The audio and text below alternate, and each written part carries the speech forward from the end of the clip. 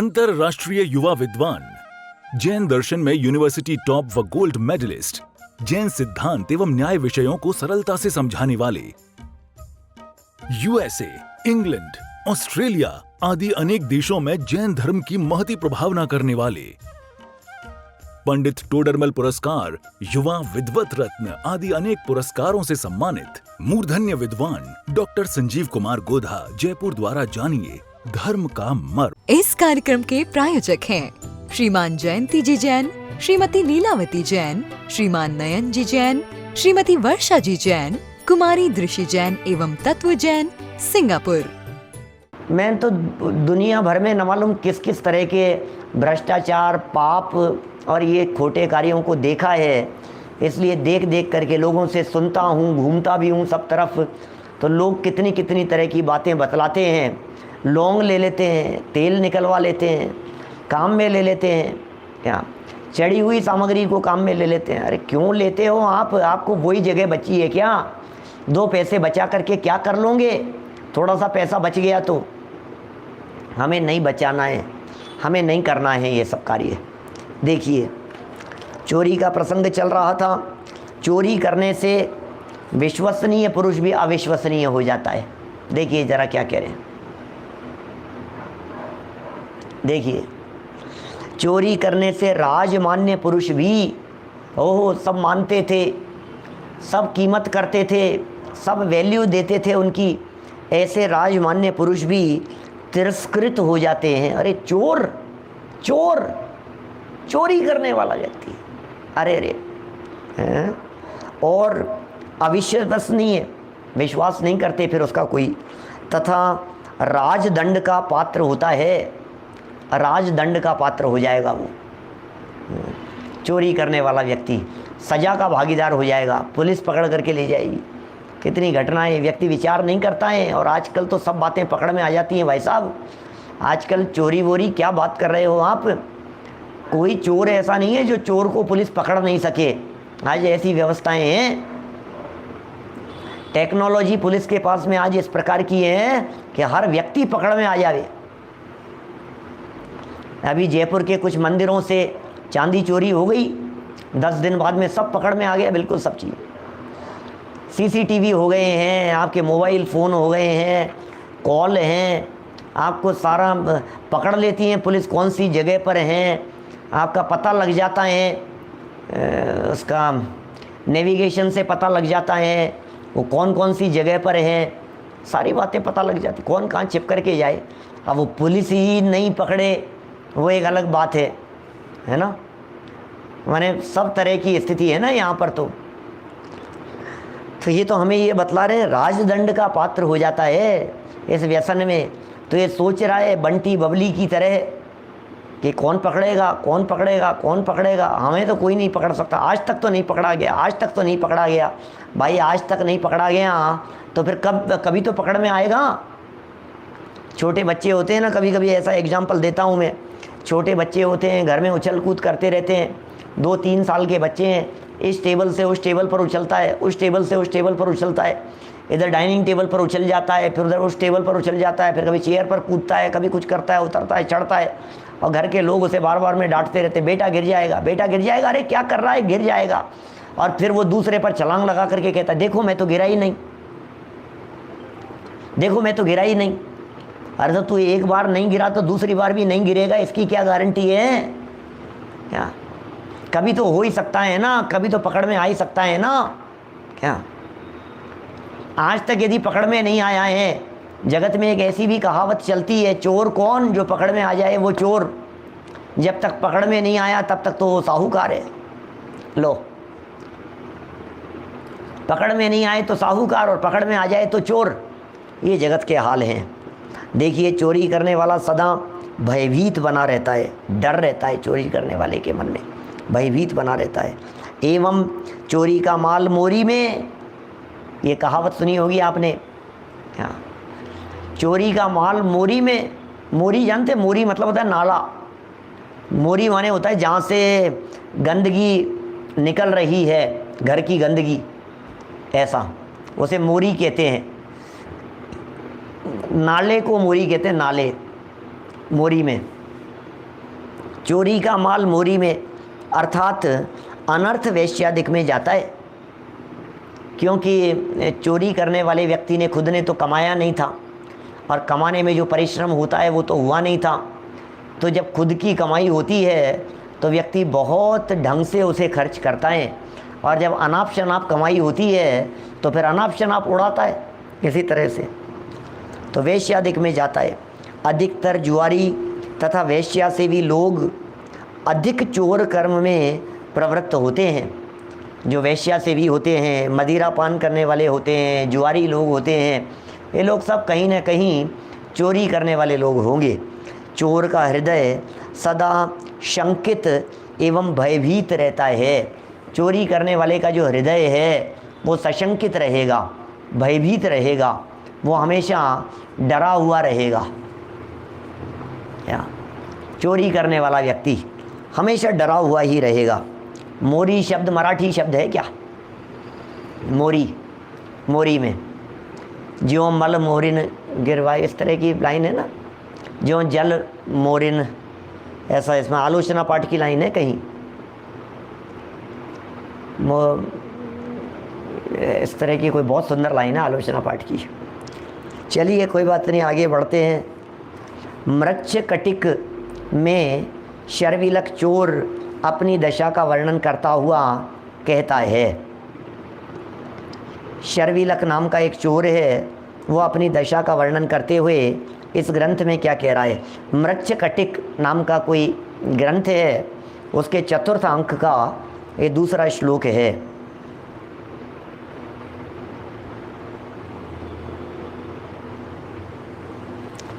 यह कश्चित् त्वरित गतिर्निरीक्षते मा संभ्रांतं द्रुत मुपसर्पते स्थितं वा तं सर्वं तुलयति दूषितो अंतरात्मा सर्वैर्दोषैर्भवति शंकितो मनुष्य है।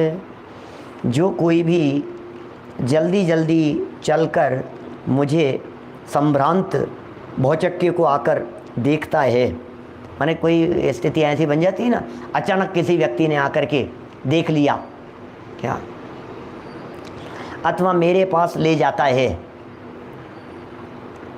उसी को देखकर यह दूषित मेरा अंतरात्मा शंकित हो जाता है।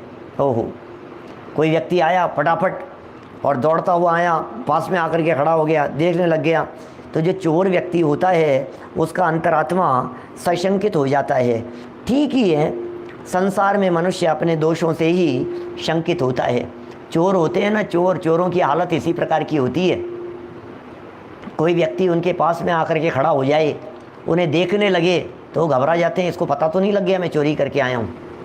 पुलिस यदि सामने से आ रही हो तो घबरा जाते हैं, डर जाते हैं, दूझने लग जाते हैं, पता नहीं, अरे यार मेरे पास तो नहीं आ रही है, मेरे पास तो नहीं आ रही है पुलिस, मुझे तो नहीं पकड़ लेगी, घबराहट सी दिखाई देती है क्या। तो बहुत सशंकित रहते हैं चोरी करने वाले। चोर की दाढ़ी में तिनका, ये कहावत भी बड़ी प्रसिद्ध है संजय जी साहब, ये बड़ी गजब की कहावत है।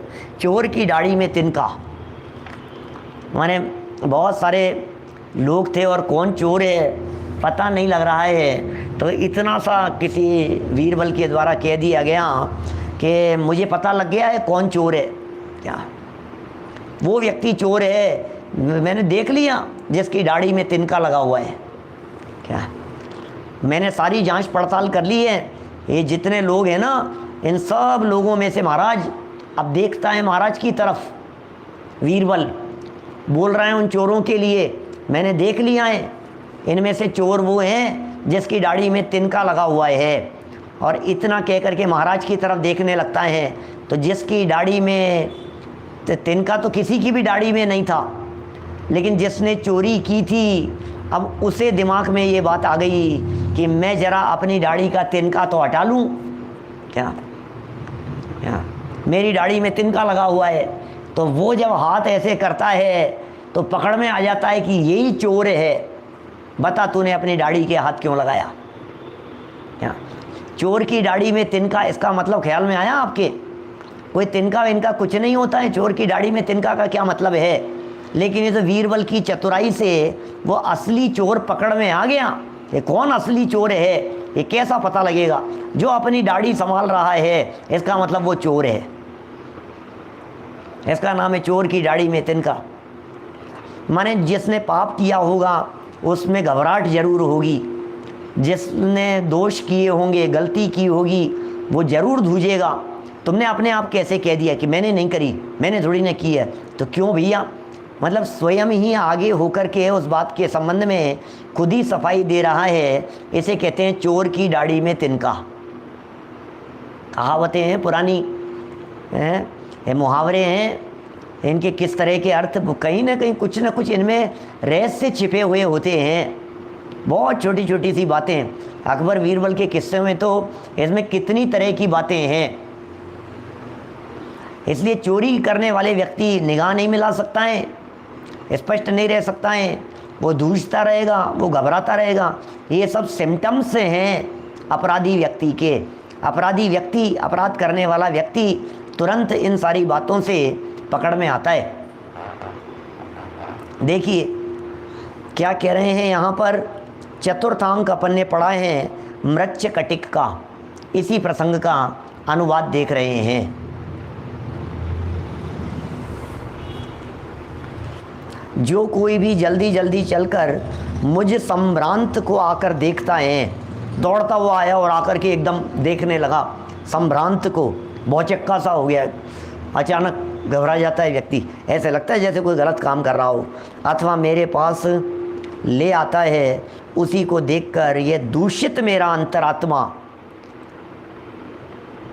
क्योंकि अंतरात्मा दूषित था इसलिए शंकित हो जाता है।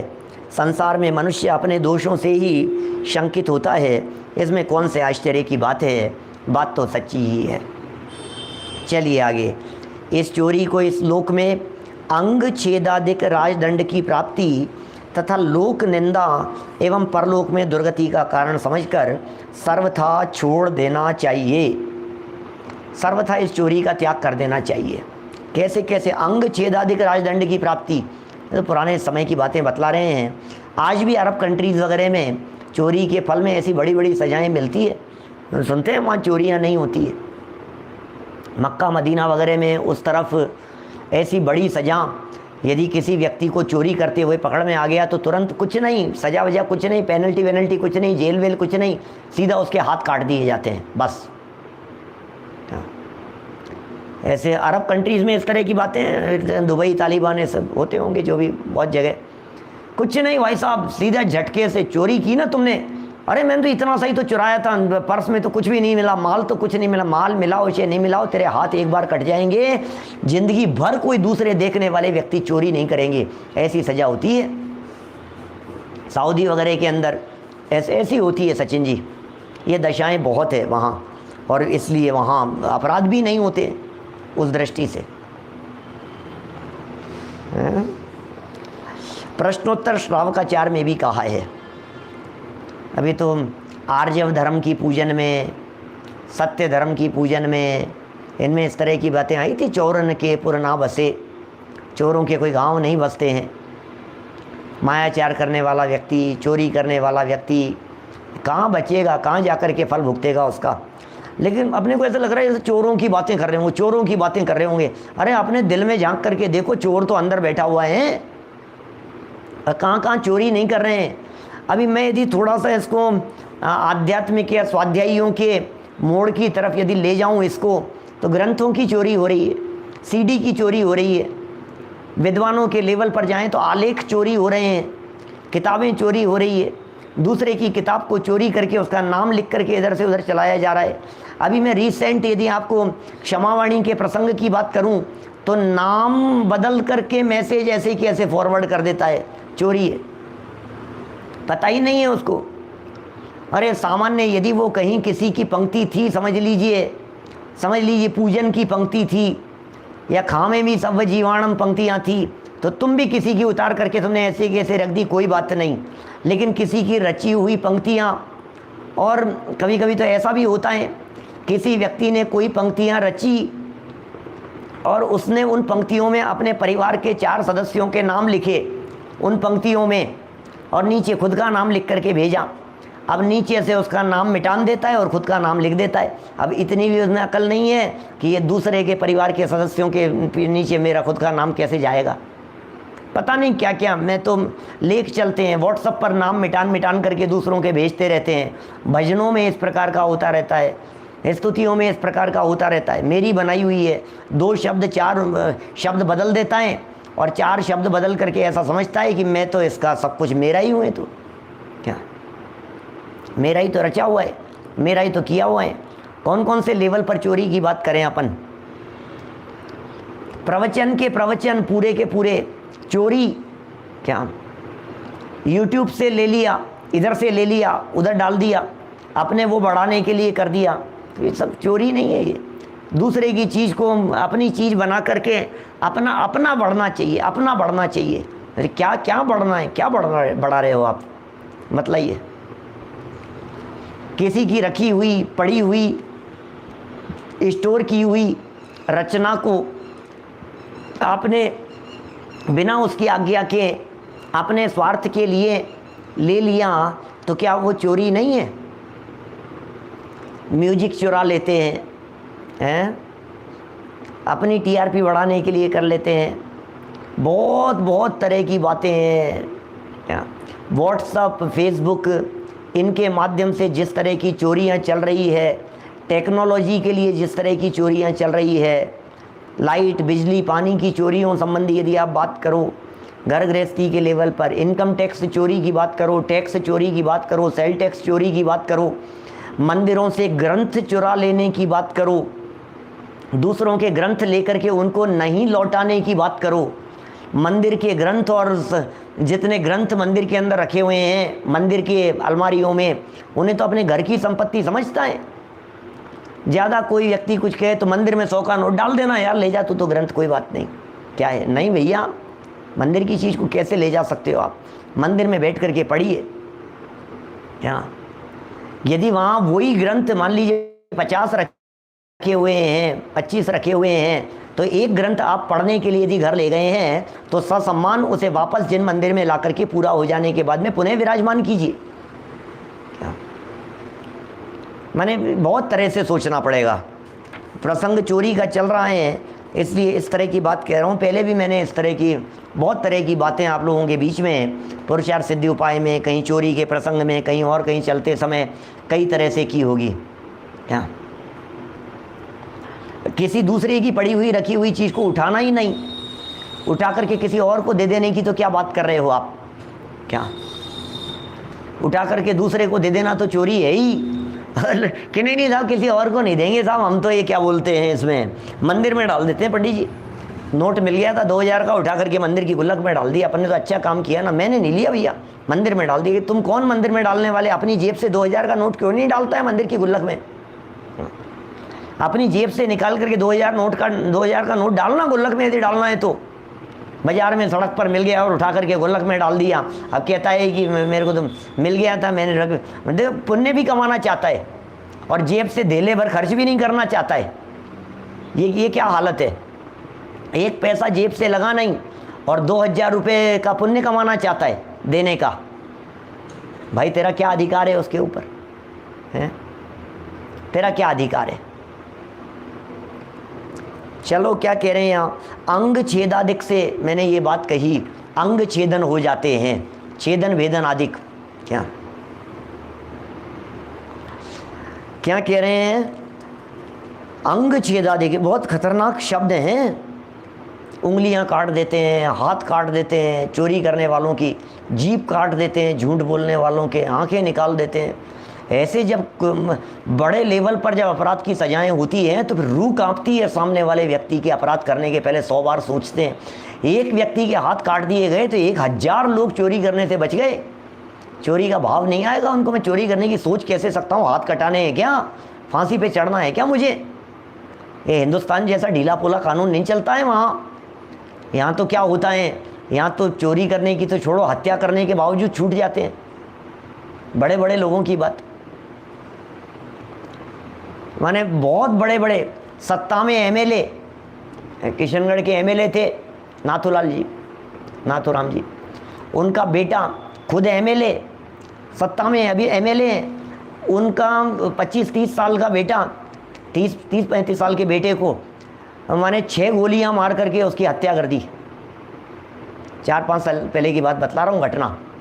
खुद नेता हैं, खुद एमएलए हैं, सगा बेटा हैं, सत्ता में है, खुद अभी भूतपूर्व नहीं है, सरकार उसकी चल रही है, सब जगह उसकी चलती है, गोलियां मार करके हत्या कर दी उसकी। पुलिस केस चला, कुछ नहीं, जेल में चले गए, महीने 2 महीने रहे, छूट गए, बाहर घूम रहे। कौन सजा देवे किसको? चले, कोर्ट चलता है, ये चलते हैं, गवाहियाँ नहीं मिलती है, ये नहीं होती है, ये हालत है। कौन करेगा? किसका कौन धनी धोरी है? लेकिन जब सजा कड़ी होती है, अपराध करे क्यों व्यक्ति? मैं तो ये कह रहा हूँ, अपराध करे क्यों नहीं? क्या बोलो? गहलोत जी के खास हैं, ये और बात कह रहे हैं, रमेश जी साहब सही कह रहे हैं आप। उसके बावजूद ये स्थिति। देखिए प्रश्नोत्तर श्रावकाचार में भी कुछ इसी प्रकार की बातें कही है। वदांगच्छेद बंधादि दुख दारिद्र्य कारणम पर पीड़ा करम वत्स चौर्याख्यम व्यसनम त्यजेत। 43 नंबर का श्लोक है प्रश्नोत्तर श्रावकाचार 12वें अध्याय का।